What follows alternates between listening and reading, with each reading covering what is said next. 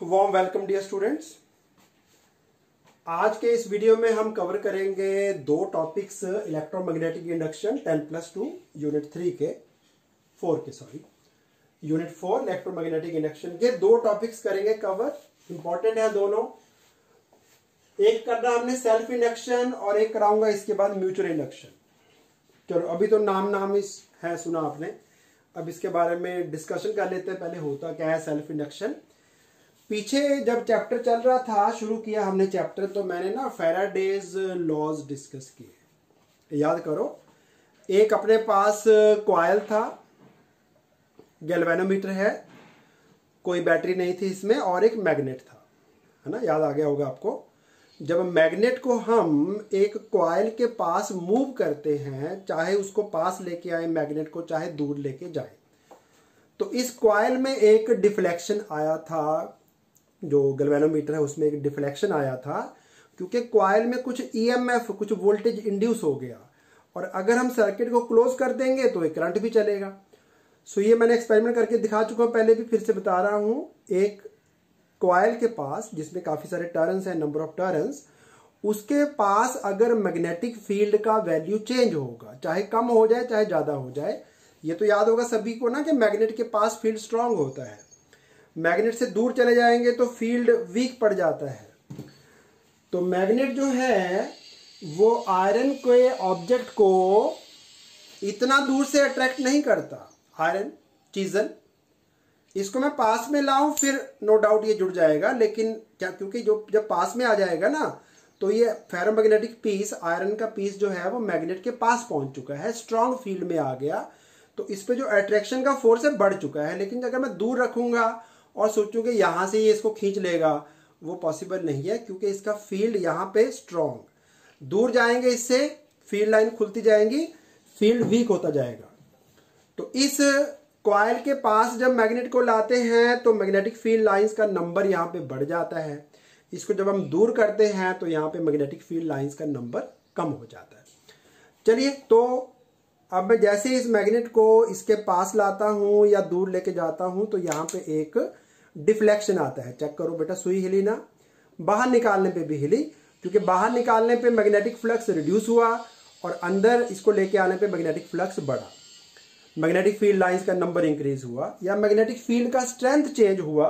Basically यही अपना Faraday's first law था इलेक्ट्रोमैग्नेटिक इंडक्शन का, कि जब भी किसी कॉइल के पास, किसी कंडक्टिंग लूप के पास अगर मैग्नेटिक फील्ड का स्ट्रेंथ चेंज करोगे, मैग्नेट को पास लाओगे या दूर लेके जाओगे।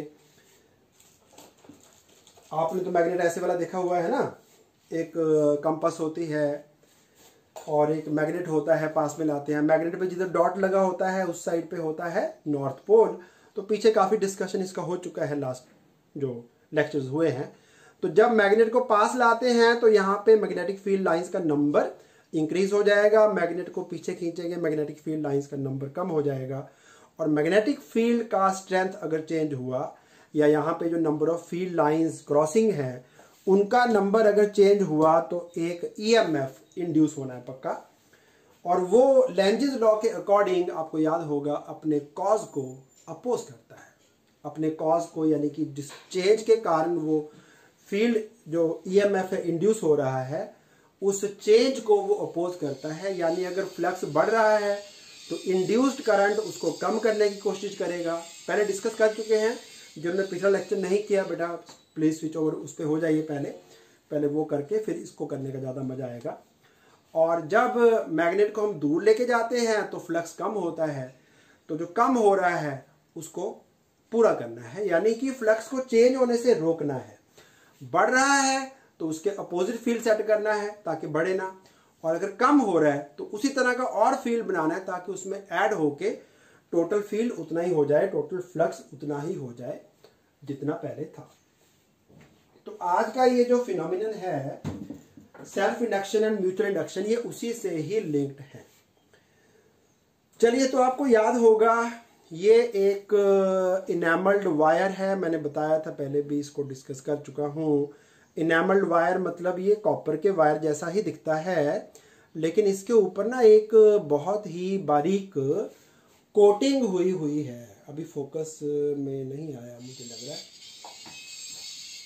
Yes, now it should be. Yes, अब क्लियर है।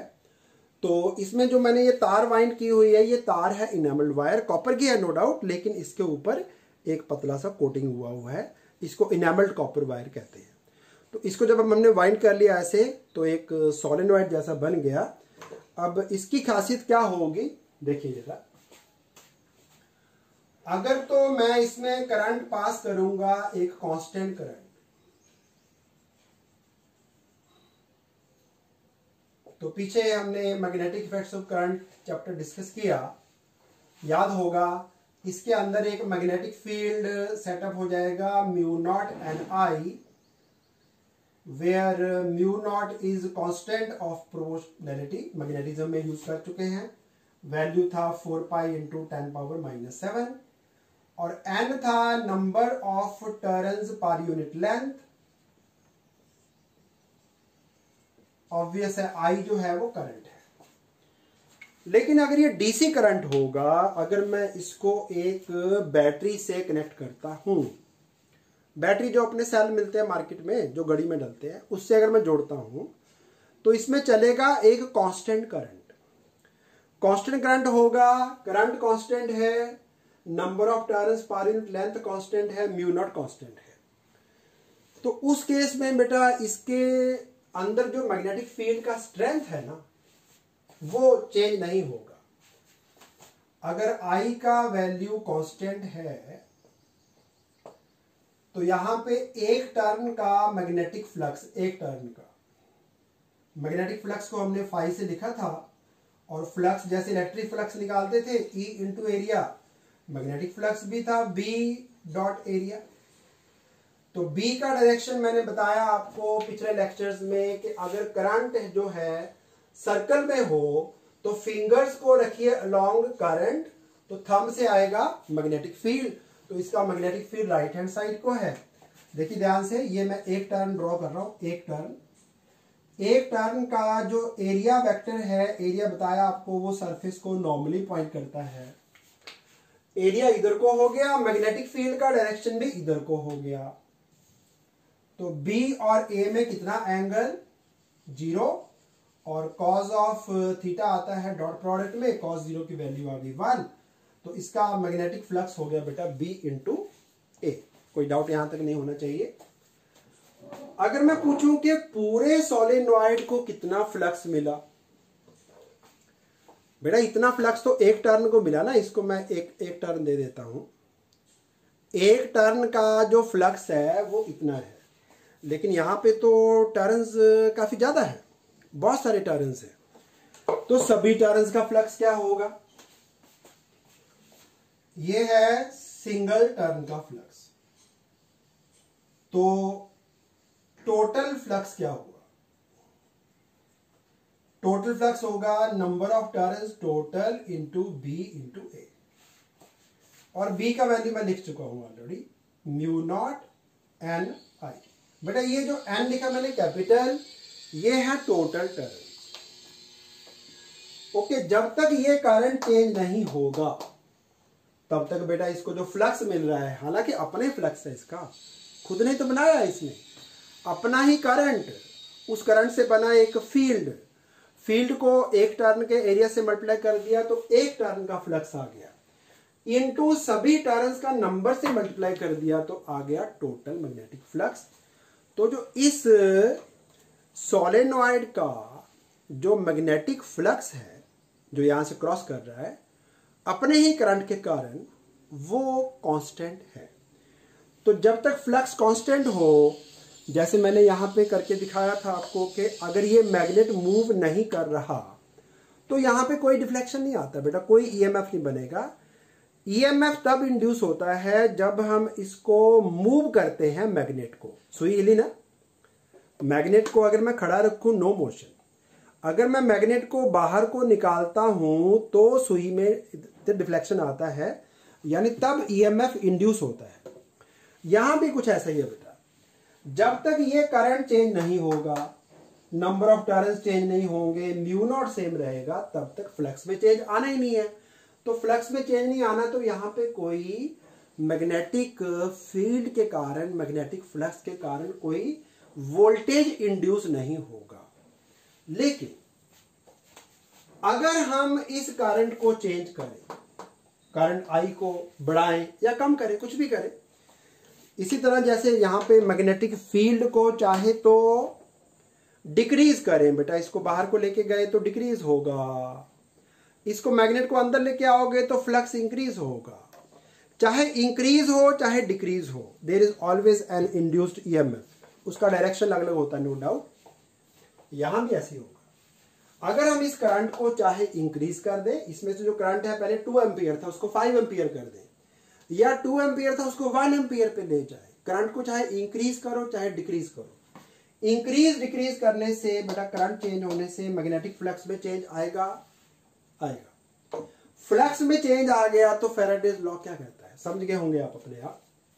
फैराडेज फर्स्ट लॉ, जब भी किसी कॉइल का, किसी कनेक्टिंग लूप का, किसी सोलेनॉइड का मैग्नेटिक फ्लक्स बदलेगा, वो तो अगर मैं इसको भी मीटर के साथ जोड़ दूं और मैं इसके पास मैग्नेट को आगे पीछे मूव करूं तो इसमें भी वोल्ट इंड्यूस हो रहे हैं। अगर मैं जोड़ दूं इसको ना गैल्वेनोमीटर से, तो इसमें इसके कारण में डिफ्लेक्शन आना शुरू हो जाएगा। सो जब भी किसी कॉइल का मैग्नेटिक फ्लक्स चेंज होगा, ये तो मैं इस मैग्नेट से फ्लक्स चेंज कर रहा था, अब मैंने मैग्नेट हटा दिया, मैग्नेट का रोल नहीं है इसमें। अब इसमें मुझे इसका जो करंट इसमें से चल रहा है उस करंट को ही चेंज कर देना है, उससे मैग्नेटिक फ्लक्स में चेंज आएगा और कॉइल के अक्रॉस ईएमएफ इंड्यूस हो जाएगा। तो अपना ही करंट चेंज होने से, अपना मतलब सेल्फ, अपना ही करंट चेंज होने से जो ईएमएफ इंड्यूस हो जाता है उस फिनोमिनन को बोलते हैं सेल्फ इंडक्शन। तो पहले मैं डेफिनेशन लिख देता हूं, आप ना यहां से लिखना शुरू करेंगे। ये वाला पार्ट भी यूज होना है लेकिन अभी इसको मैं बाद में यूज करूंगा, ये आपने अभी नोट नहीं करना। आप पहले सबसे लिखेंगे, सबसे पहले सेल्फ इंडक्शन होती क्या है। तो self induction is phenomenon of appearing of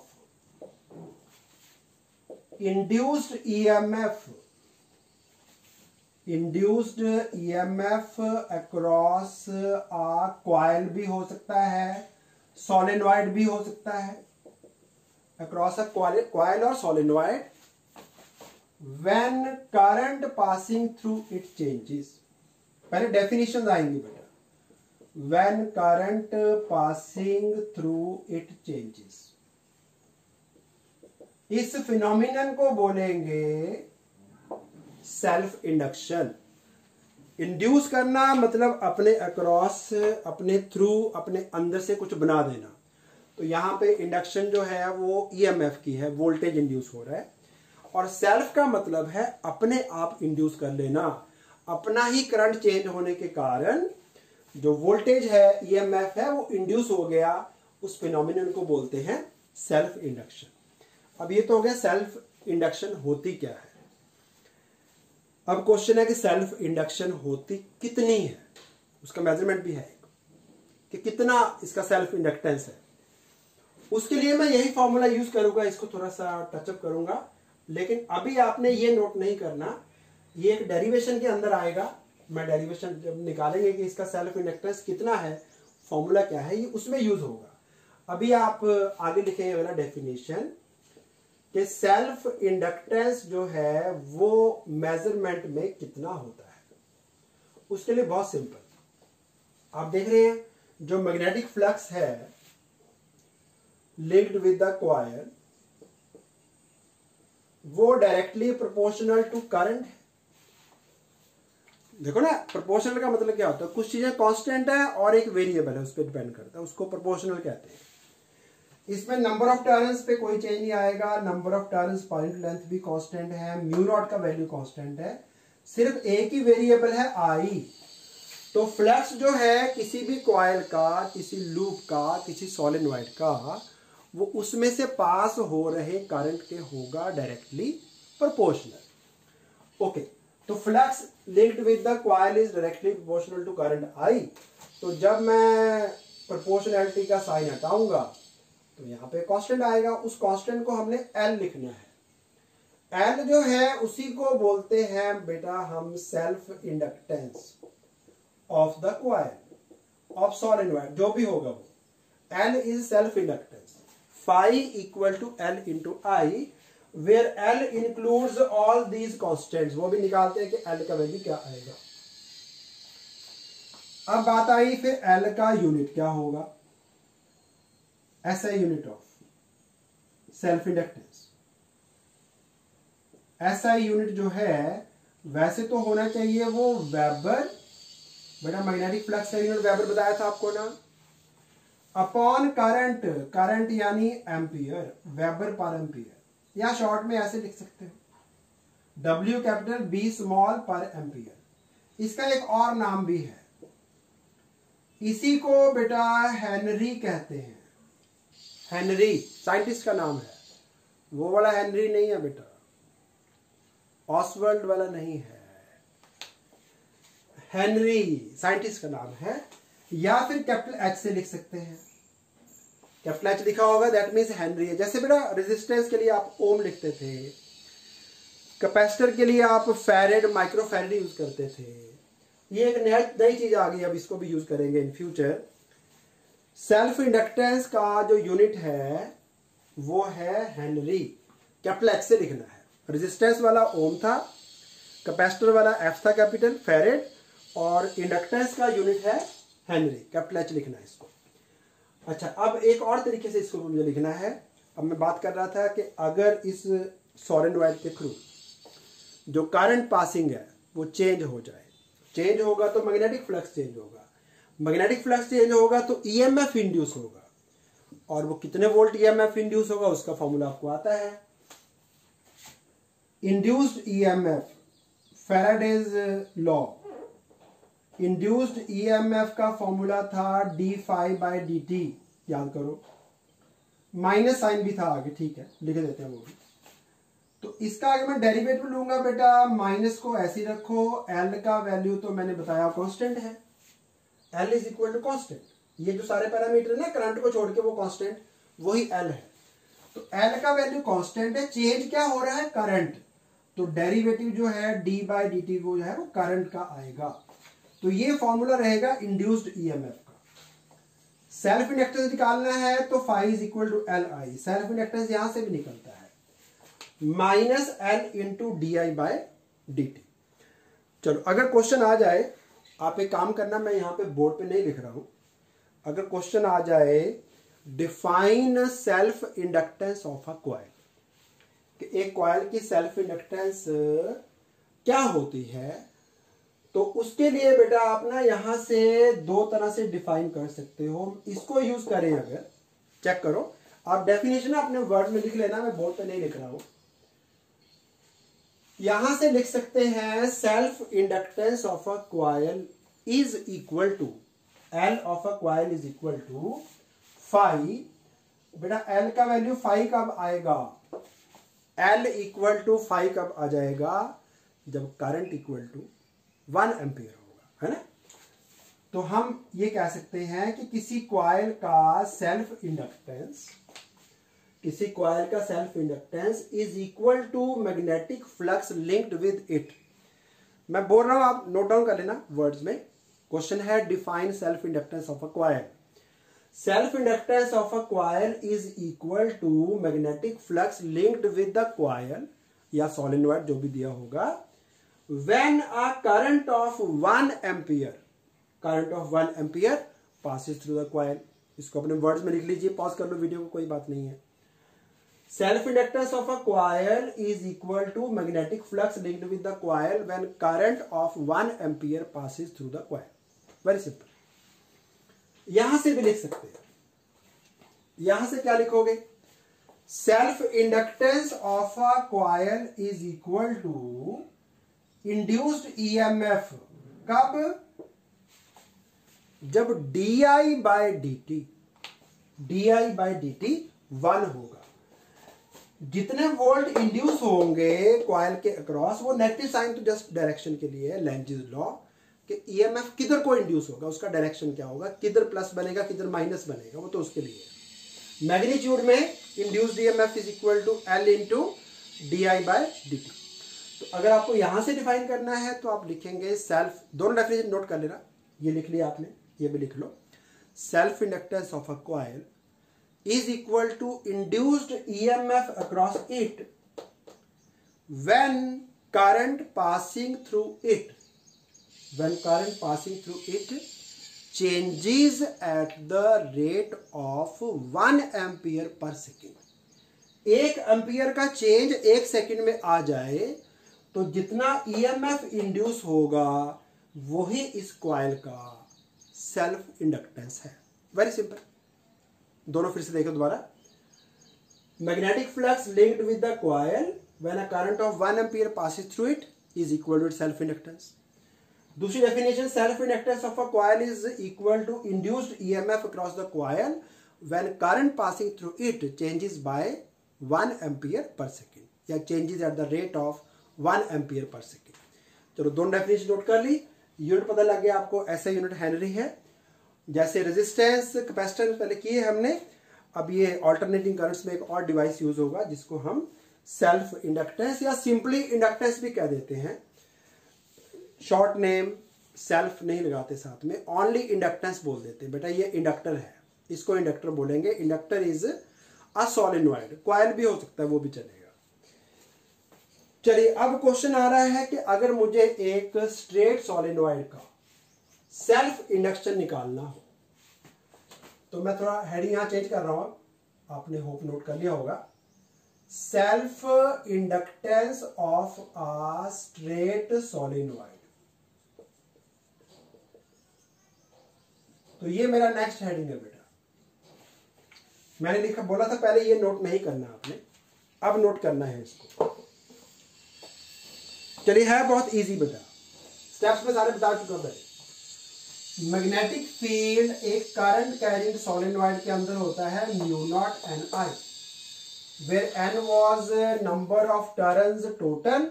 मान लो इसके सारे टर्न्स n हैं, उसको मैं इसकी सारी लेंथ l से अगर डिवाइड कर दूं टोटल टर्न्स को, तो ये नंबर ऑफ टर्न्स पर लेंथ आ जाएंगे। μ0 की वैल्यू आपको आती है, और एक टर्न के थ्रू कितनी फील्ड लाइंस क्रॉस हो रही हैं उसके लिए मैं बता चुका हूं। बी को ए से डॉट करेंगे, बट एरिया वेक्टर क्वांटिटी है, बताया हुआ आपको। एरिया का डायरेक्शन प्लेन को राइट एंगल पे ऐसे पॉइंट करता है, तो जब लूप बेटा ऐसे बना होगा तो उसका सरफेस ऐसे होगा और एरिया वेक्टर इधर को आएगा। तो और मैग्नेटिक फील्ड भी राइट हैंड साइड को है। बी और एरिया में एंगल है 0, तो मैग्नेटिक फ्लक्स एक टर्न का निकालेंगे तो बी डॉट ए करने से आएगा, वो B into A into cos 0 that is B into A. और टोटल फ्लक्स निकालना है सभी टर्न्स का, तो इसको नंबर ऑफ टर्न्स से मल्टीप्लाई भी करना है। बस मैं अब थोड़ा सा इसको रीसेट करने जा रहा हूं। एन की जगह मैं पुट कर रहा हूं एन बाय स्मॉल एल। तो देखो जरा चेक करो, μ0 कैपिटल एन 2 बार आ गया, स्क्वायर हो जाएगा। एरिया यहां पे मिसिंग हो गया, एरिया नहीं लिखा मैंने, ए भी आना बेटा, ए ऐड कर देना यहां पे, इनटू एरिया, एरिया यानी एक टर्न का एरिया, डिवाइड बाय एल है बेटा, into current I. Current I को बाहर छोड़ रहा हूं क्योंकि जो फ्लक्स का फॉर्मूला था उसमें आई इनटू एल है, तो समझ गए होंगे। ये वाला part is equal to L. इसी को एक और तरह से लिख सकते हैं, वो ऐसे लिख सकते हैं, स्मॉल एन को अगर मैं एल से मल्टीप्लाई करूं, चेक करो जरा, स्मॉल एन इंटू एल कर दे तो कैपिटल एन आ जाएगा। तो अगर मैं कैपिटल एन को small N into L put करूं फिर क्या आएगा, μ0, एक एन ये पड़ा है, एक एन इंटू एल यहां से आएगा तो एन स्क्वायर हो जाएगा, एक यहां से इंटू एल भी आएगा, वो भी लिख रहा हूं, इंटू एरिया। बस अब आगे आ गया I. Flux equal to L into I, L into I. तो ये ब्रैकेट में जो भी लिखा हुआ है वही फॉर्मूला है सेल्फ इंडक्टेंस का। तो बेटा एल के दो रिलेशन आपने याद करने हैं, एक तो हो गया μ0 टोटल टर्न्स का square into area by L, और दूसरा है μ0 number of turns per unit length का square into L into A. दो फॉर्मूले हैं जो स्ट्रेट सॉलिनॉइड की सेल्फ इंडक्टेंस को रिप्रेजेंट करते हैं। थोड़ा कैमरा नीचे कर देता हूँ, लास्ट का शायद कम नजर आ रहा होगा। होप अभी ठीक होगा, कोई प्रॉब्लम नहीं है, पढ़ा जा रहा सारा कुछ। तो self inductance of a straight solenoid निकालने के लिए पहले करंट के थ्रू हमने मैग्नेटिक फील्ड का स्ट्रेंथ निकाल लिया, n for number of turns per unit length. Field को एक टर्न के एरिया से डॉट कर दिया, एक टर्न का फ्लक्स आ गया, लेकिन यहाँ पे टर्न्स है n, तो n टर्न्स का फ्लक्स हुआ n into B into A, और हमने b का वैल्यू डाल दिया। अब दो तरीके हैं, या तो स्मॉल n का वैल्यू डाल दो यहाँ पे, या फिर कैपिटल N का वैल्यू डाल दो। स्मॉल n का डालोगे तो ये रिलेशन आएगा, कैपिटल N की जगह पे NL पुट करोगे तो ये आएगा। इसको कंपेयर करना है this equation phi is equal to L I से। आई को छोड़ के बाकी जो लिखा हुआ है वो सारा कुछ है सेल्फ इंडक्टेंस। फॉर्मूला भी याद रखना, इन फ्यूचर जो है ऑब्जेक्टिव सब्जेक्टिव दोनों में यूज होना है। चलो एक बार पॉज करके नोट डाउन कर लीजिए, फिर इसको हमें मिटाना पड़ेगा।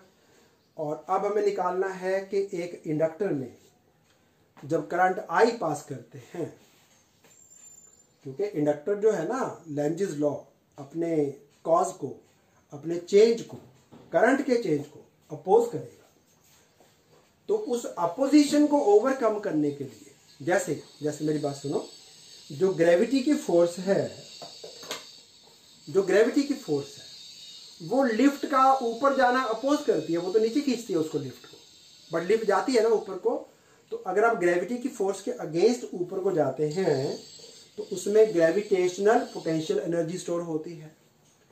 उसी तरह से एक इंडक्टर जो है वो चाहता है कि करंट चेंज ना हो, बट आपने क्या किया, शुरू में करंट को जब स्विच ऑन किया तो 0 से इंक्रीज करके आप करंट को लेके ना कि हाईएस्ट वैल्यू पे। करंट को इंडक्टर चाहता है कि ना बढ़े, बट आपने फिर भी बढ़ाया, तो आपने एक अपोजिशन को ओवरकम किया, उसके अगेंस्ट आपको वर्क करना पड़ेगा। और जो वर्क डन है वो इंडक्टर में स्टोर हो जाएगा एज मैग्नेटिक एनर्जी। बेटा रेजिस्टेंस जो है वो एनर्जी स्टोर नहीं करता, रेजिस्टेंस तो एनर्जी को वेस्ट करता है, आपको याद आ गया होगा। रेजिस्टेंस पे से करंट पास करे उसमें से हीट निकलती है। कैपेसिटर एनर्जी स्टोर करता है, याद कर लो, इलेक्ट्रोस्टैटिक्स। कैपेसिटर की प्लेट्स के बीच में इलेक्ट्रिक फील्ड लाइंस होती हैं, तो कैपेसिटर जो है वो इलेक्ट्रिक चार्ज की फॉर्म में, इलेक्ट्रिक फील्ड की फॉर्म में एनर्जी स्टोरिंग डिवाइस है, ये भी एनर्जी स्टोर करता है। आपने देखा होगा कि आपका जो टीवी का इंडिकेटर है, लाइट है ना, वो टीवी को जब आप बंद कर देते हैं, कंप्यूटर के मॉनिटर को जब आप ऑफ कर देते हैं, तो उसकी लाइट थोड़ी देर बाद बंद होती है ना, ऐसे है, सभी देखा हुआ है। मोबाइल के जो चार्जर की लाइट है, किसी किसी के चार्जर में लाइट होती है, वो स्विच ऑन करते ही इमीडिएटली बंद नहीं होती, थोड़ी देर बाद बंद होती है, क्योंकि जो चार्जर है, टीवी है, उसके अंदर ना काफी सारे बेटा कैपेसिटर्स और इंडक्टर्स लगे हुए हैं, इनमें एनर्जी स्टोर होती है। आपने स्विच भले ही ऑफ कर दिया, जो इनके अंदर एनर्जी स्टोर्ड है, मैंने कैपेसिटर की एनर्जी तो आपको ना डिमॉन्स्ट्रेट कर दी थी इलेक्ट्रोस्टैटिक्स में, मैंने चार्ज करके दिखाया था, बाद में स्पार्क हुआ था, उसमें एनर्जी स्टोर थी, वो थी इलेक्ट्रिक फॉर्म में। इसमें भी एनर्जी स्टोर होती है मैग्नेटिक फॉर्म में, मैग्नेटिक एनर्जी की फॉर्म में। तो वो कितनी होती है, नेक्स्ट डेरिवेशन वो आ रही है। तो पहले इसको बड़ा कंप्लीट कर लीजिए जो जो बोर्ड पे लिखा हुआ है, फिर उसके बाद ये सारा रब होके अब आपको अगले पार्ट पे जाना है। चलिए अब निकालते हैं energy stored in an inductor. इसको बेटा लगाएंगे आप 3 स्टार, और क्वेश्चन एग्जाम में आएगा अप टू 2 मार्क्स। छोटी सी डेरिवेशन है, ज्यादा लंबी नहीं है। रेजिस्टेंस में तो बेटा एनर्जी स्टोर होती नहीं है, उसमें तो हीट निकलती है बस बाहर, वो अपने आप में एनर्जी स्टोर नहीं कर सकता। कैपेसिटर में स्टोर हो जाती है, मैं करके दिखा चुका हूं आपको ऑलरेडी इलेक्ट्रोस्टैटिक्स में, पटाखा सा पड़ा था जब, याद आ गया होगा आपको। कैपेसिटर में एनर्जी स्टोर के 3 फॉर्मूले थे, half CV², Q²/2C and half into Q into V। ऐसी इंडक्टर भी एनर्जी स्टोर कर लेता अपने आप में। कैसे स्टोर करता है वो बहुत सिंपल है, अभी बताया मैंने आपको। ग्रेविटी के अगेंस्ट लेके जाएंगे चीज को, तो उसमें ग्रेविटेशनल पोटेंशियल एनर्जी, दो चार्जेस रिपेल कर रहे हैं, रिपल्शन के अगेंस्ट उनको मूव करोगे और पास और पास और पास दबा के लेके आने पड़ेंगे। उसमें स्टोर होती है इलेक्ट्रोस्टैटिक पोटेंशियल एनर्जी। और इंडक्टर जो चाहता है कि करंट चेंज ना हो, चाहे आप डीसी ही दो, कोई बात नहीं है, मैं एसी की बात नहीं कर रहा हूँ अभी, एसी शुरू करेंगे अगले पार्ट में। डीसी में भी तो जब बेटा करंट को आप ऑन करेंगे, स्विच ऑन करेंगे, तो करंट पहले 0 था, वो 0 से बढ़ता बढ़ता बढ़ता बढ़ता अपनी मैक्सिमम वैल्यू पे जाएगा ना, उस टाइम तो चेंज होगा ना current.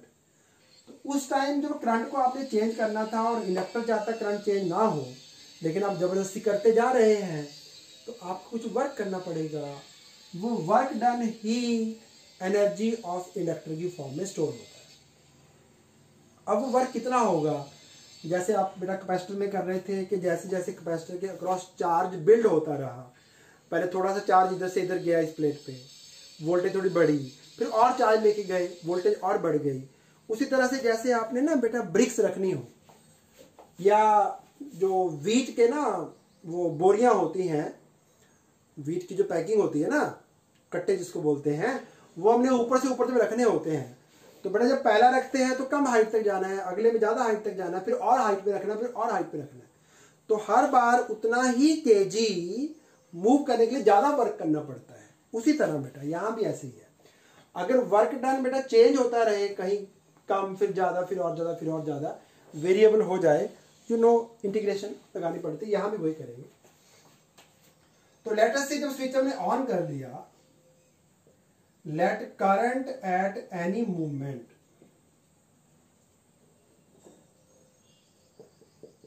Is I. Maximum current जो जाना है यहां पे, जो फुल हो जाना है तो आई करंट हो जाएगा एंड में जाके। अभी एक टाइम था जब करंट था आई, स्मॉल आई लिख दिया मैंने। To increase current further by D I, D I amount से करंट को अगर बढ़ाना है तो उसमें कितना वर्क करना पड़ेगा। देखो जो इंड्यूस्ड ईएमएफ है, याद आ गया आपको, वो था माइनस एल इंटू, मैं आई ये यूज कर रहा हूं छोटे वाला, तो मैं यहां स्मॉल आई लिख देता हूं, D I by D T. ये वो ईएमएफ है जो आपके चेंज को अपोज कर रहा है, अपोजिंग ईएमएफ, जो कि करंट को चेंज होने से रोकता है। तो हमने जो अप्लाई करना है वोल्टेज करंट को बढ़ाने के लिए, वो एग्जैक्टली इससे उल्टा होगा, उसको लिखेंगे plus L D I by D T. ये हो गया ई अप्लाई। और इस टाइम जो करंट चल रहा था इसमें से, वो चल रहा था आई। अगर आपको याद हो, current electricity power equal to voltage into current होता है। तो बेटा वोल्टेज हमने अप्लाई की हुई है L into d I by D T, और करंटली करंट यहां पे चल रहा है इक्वल टू स्मॉल आई, और पावर होती है इक्वल टू वर्क डन पर सेकेंड। याद आ गया आपको बेटा, वर्क डन पर second D W by D T. ये बाई डी टी हटा दो, तो ये जो डी डब्ल्यू है, ये है small work done in increasing current from I to I plus D I. Current को आई से थोड़ा सा बढ़ाना है डी आई तक, उसमें कितना वर्क करना पड़ा। बट हमें क्योंकि वर्क डन से ही निकलनी है एनर्जी स्टोर्ड, हमें सारा वर्क निकालना है कि जब करंट 0 था, स्विच हमने ऑन किया, वहां से करंट को शुरू होकर 0 से लेके मैक्सिमम करंट आई तक पहुंचने में कितना वर्क करना पड़ा। तो करेंगे इंटीग्रेट, बस आंसर आ जाएगा। Total work done in increasing current from 0 to capital I. Capital I मतलब मैक्सिमम करंट जो चल रहा है इसमें, वहां तक ले जाने में कितना वर्क करना पड़ेगा, वही वर्क डन होगा एनर्जी स्टोर, उसको ई लिखेंगे। वो इसका integration L I D I from 0 to capital I. बेटा एल को बाहर निकाल दो, बहुत आसान है, आई का पावर 1 है, इंटीग्रेशन में आप जानते हैं पावर को 1 से बढ़ाया जाता है, तो आई का पावर 1 था तो 2 हो जाएगा, डिवाइड बाय 2। फिर लिमिट्स यूज करनी होती है, अपर लिमिट है आई, वही आनी है बेटा बस, लोअर तो 0 है, 0 का स्क्वायर करेंगे 0 ही आ जाएगा, तो आंसर आपका आ गया half L into capital I square. एक ही फॉर्मूला है, 3 फॉर्मूले नहीं है। इंडक्टर में energy stored is half L I square. L है सेल्फ इंडक्टेंस उसका, और करंट जो मैक्सिमम उसमें पहुंच गया, कितना करंट चल रहा होगा, हाईएस्ट करंट, उसका स्क्वायर कर देना, तो वो एनर्जी स्टोर आ जाएगी। यूनिट अपने आप जूल बन जाएंगे, तो उसकी टेंशन मत लेना। Energy stored is always in joule. Energy दुनिया की कोई भी हो बेटा, ये वही यूनिट रहते हैं। हाँ, ये अब जो फॉर्मूला आ गया ना, ये फॉर्मूला एक और काम आएगा आपके। अगर मुझे इंडक्टेंस के डिमेंशन निकालने हो, यहीं से निकलाएंगे बेटा, डिमेंशंस ऑफ इंडक्टेंस, वो बेटा एनर्जी के डिमेंशंस बाय करंट का स्क्वायर के डिमेंशंस आएंगे। तो एनर्जी के डिमेंशंस तो बहुत पुराने हो गए बेटा, याद होगा आपको। कोई भी एनर्जी हो, electrical, light, solar, chemical, nuclear, कोई भी एनर्जी हो, सबके डिमेंशन सेम ही है। ml2t-2 sound energy, light energy बेटा, कोई भी एनर्जी। और करंट जो है वो भी याद करो, +1 में फंडामेंटल क्वांटिटी थी। करंट को लिखते हैं एम्पियर, ए से डिवाइड कर दो, तो मेरा डिमेंशन आ गए ml2t-2 a-2। So simple, self inductance के डिमेंशन। बेटा अगर पुराने फॉर्मूले के पंगे पड़ते, वो μ0 n1 n2 into area by small l, वो पंगे वाला काम है। ये आसान काम है। ये फॉर्मूला आपको डिमेंशन निकालने में भी हेल्प करता है, डेरिवेशन भी आती है एग्जाम में। चलिए अब शिफ्ट होते हैं हम अगले टॉपिक पे, अपने म्यूचुअल इंडक्शन। चलिए अब बेटा बढ़ते हैं लास्ट टॉपिक की ओर। जिस तरह से एक कॉइल में बेटा अपना ही करंट चेंज होने से वोल्ट इंड्यूस हो जाते थे, उसको मैंने नाम दिया था सेल्फ इंडक्शन। उसी तरह अगर अपने पास 2 कॉइल्स हो, 2 कॉइल्स को मैं पास पास में रख लूं, एक कॉइल ये हो गया, आपको याद आ गया ना, इसके पास मैग्नेट को मूव करें, फ्लक्स चेंज करें, तो इसमें ईएमएफ इंड्यूस होता है। अगर उसकी जगह मैं एक और कॉइल रख लूं इसके पास, इसी के पास में एक और कॉइल रखा, इस कॉइल में से करंट पास किया, इस कॉइल में से करंट पास करेंगे तो बेटा इसका कुछ मैग्नेटिक फील्ड बनेगा, लेटर से ऊपर को बनेगा। इसकी फील्ड लाइन जैसे फाउंटेन नहीं होता, फाउंटेन, कुछ पानी इधर को गिर रहा है, कुछ आपकी तरफ गिर गया, कुछ मेरे ऊपर गिर गया, कुछ इधर को गिर गया। गर्मी का मौसम में गिर जाने दो, चिंता मत करो, डरो मत।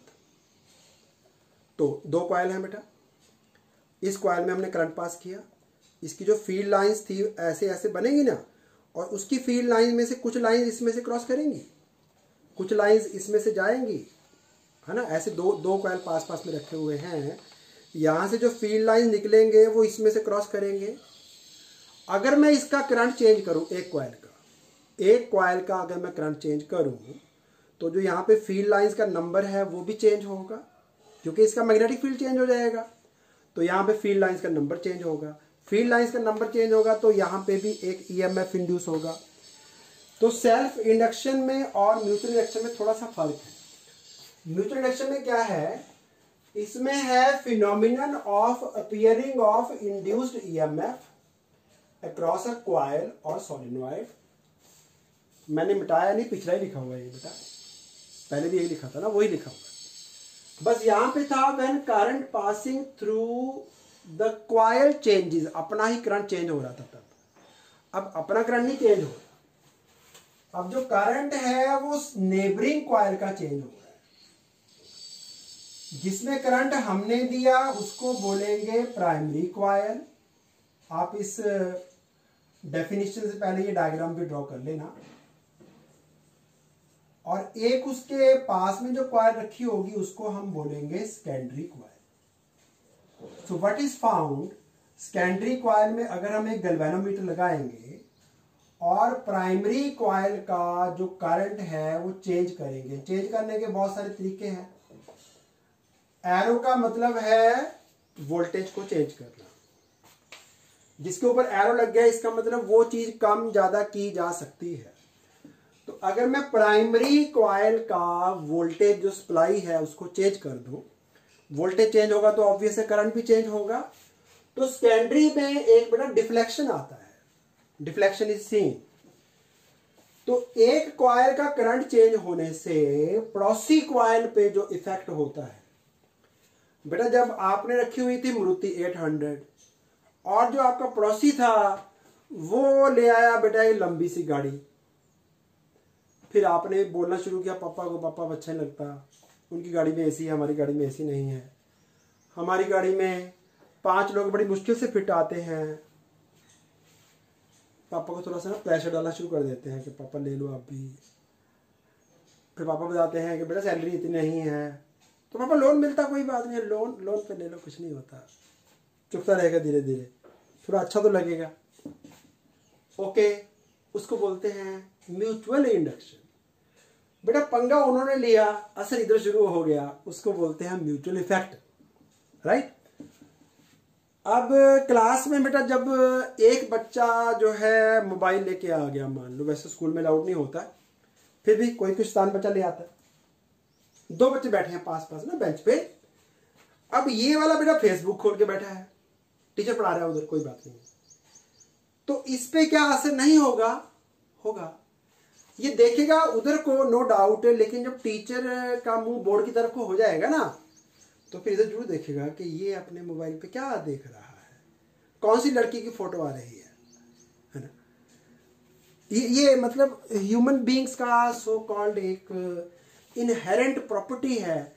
अगर किसी का दरवाजा खुला है ना, तो मैं अगर जा रहा हूं ना रास्ते में, तो मैं सीधा जाने के बजाय थोड़ा सा देख लेता हूं इधर को कि इस दरवाजे के अंदर क्या दिख रहा है। नेचुरल है। म्यूचुअल इंडक्शन बेटा, इसका करंट चेंज होने से इसके गैल्वेनोमीटर में डिफ्लेक्शन आई, उसको बोलना है म्यूचुअल इंडक्शन। डिफ्लेक्शन तो बेटा इंडक्शन से आई, करंट चलेगा तभी डिफ्लेक्शन आएगी। इसमें करंट इंड्यूस हो गया, उसको फिनोमिनन को बोलना है म्यूचुअल इंडक्शन। तो डेफिनेशन थोड़ी सी चेंज हो रही है। Phenomenon of appearing of induced EMF in a coil, इसका नाम हमने सेकेंडरी रखा, ध्यान रखना बेटा, सेकेंडरी कॉइल।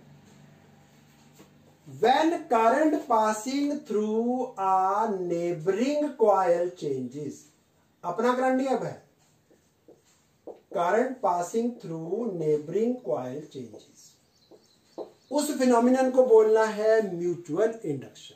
हाँ है वही है, सारा कुछ फॉर्मूले वही है, इसलिए मैंने रब नहीं किया, इन्हीं को थोड़ा सा ठीक कर लेंगे। इसमें जो करंट पास हो रहा है ना आई, उसके कारण बढ़ेगा मैग्नेटिक फील्ड। आप भी ड्रॉ कर लेना जरा मेरे साथ साथ, तो कुछ फील्ड लाइंस को भी मिल जाएंगी। तो अब मैं लिखूंगा सेकेंडरी का flux, S for secondary. Secondary का फ्लक्स प्राइमरी के करंट के प्रोपोर्शनल होता है।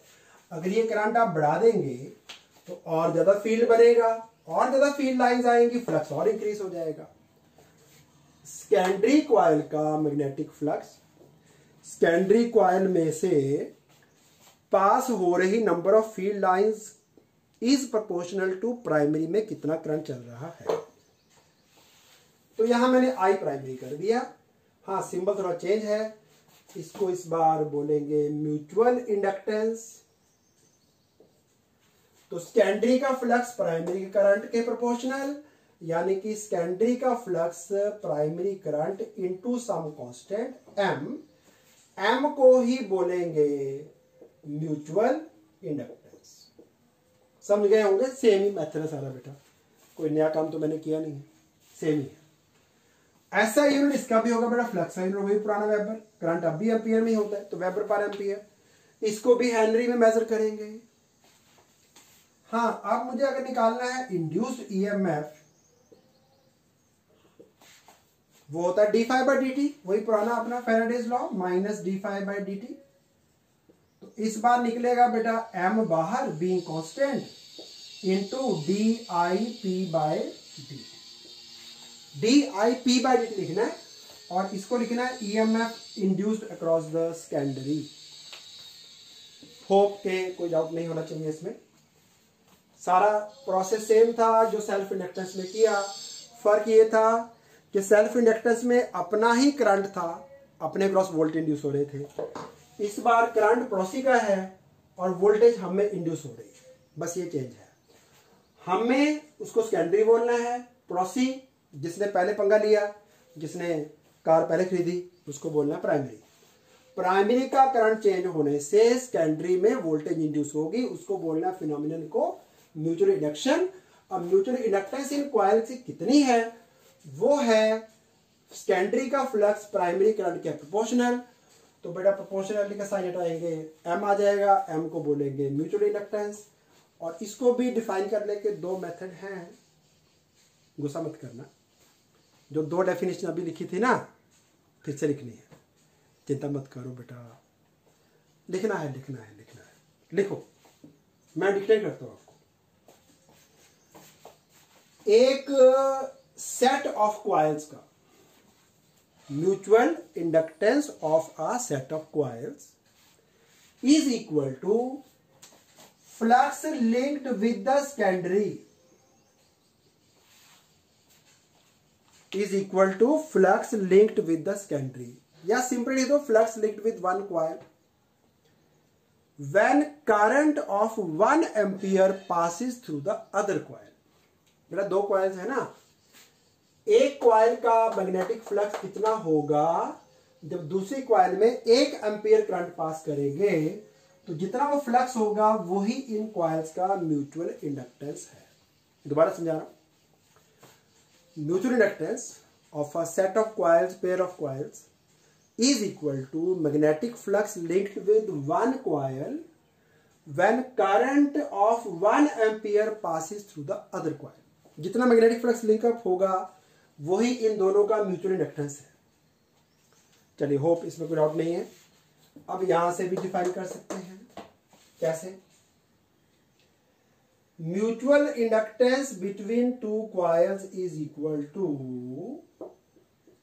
यहां से बेटा इसको वन करना है, mutual inductance between two coils is equal to EMF induced across one of the coils, किसी को भी सेकेंडरी रख लो आपकी मर्जी है, across one of the coils when current passing through the other coil, जो दूसरी रह गई उसको प्राइमरी नाम दे देंगे। when current passing through the other coil changes at the rate of 1 ampere per second, very simple, changes at the rate of 1 ampere per second।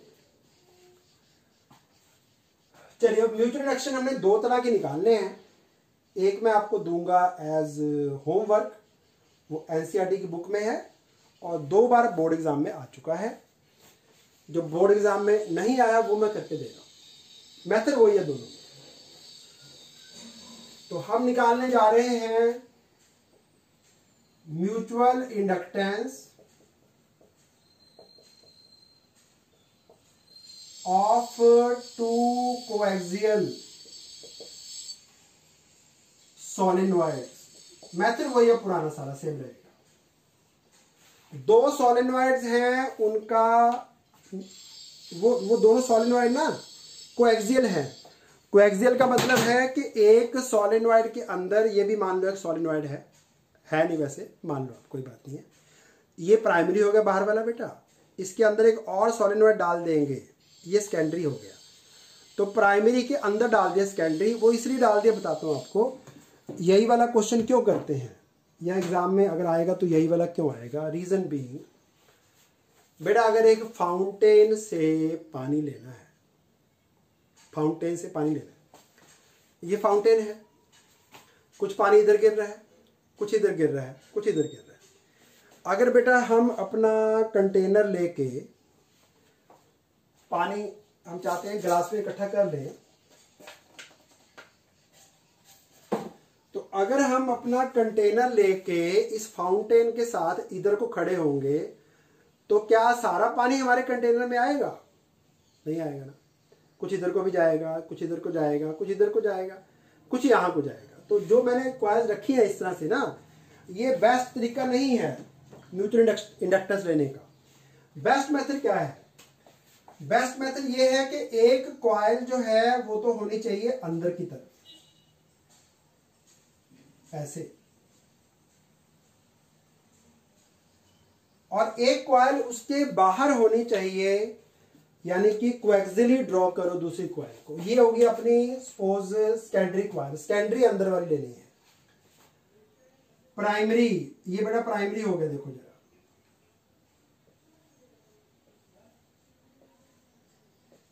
ये अपनी primary coil आ गई बेटा। ऊपर वाली सेकेंडरी, इसलिए मैं लिख रहा हूं S1 S2, जो अंदर अंदर है ब्लैक वाली, और जो बाहर बाहर है उसको मैं P1 P2 लिख रहा हूं।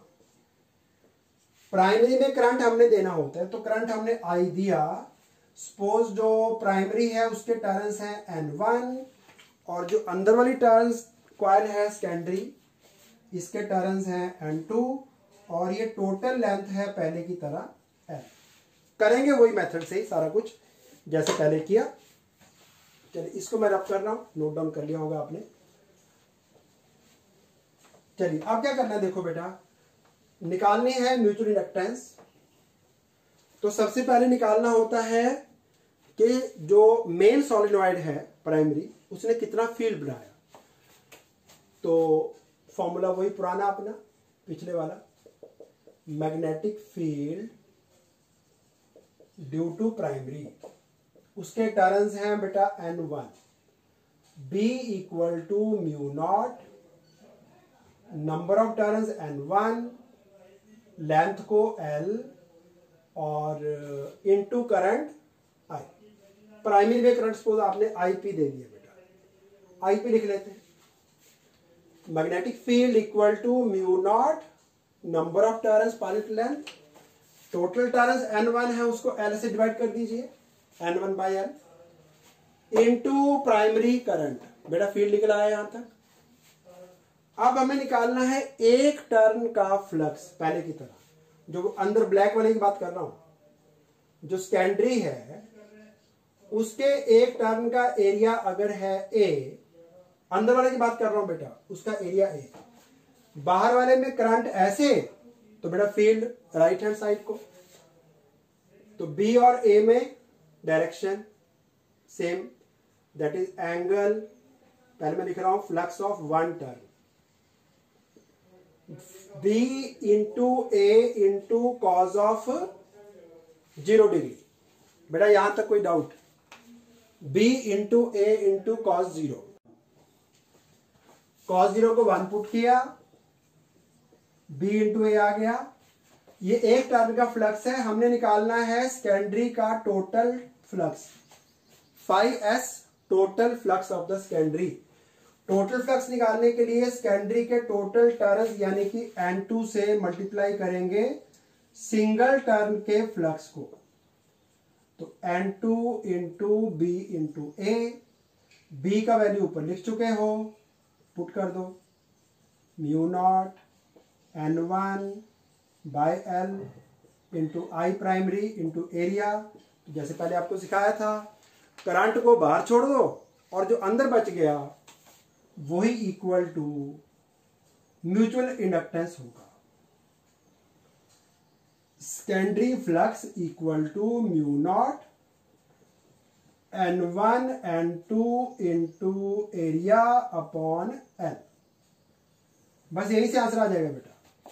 Flux equal to mutual inductance into primary current था, तो ये जो ब्रैकेट में लिखा हुआ है यही है mutual inductance, mu naught N1 N2 upon L into area. Area बेटा ध्यान रखना, जो अंदर वाला ब्लैक वाला पार्ट है, जो छोटे टर्न्स है उनका एरिया लेना है।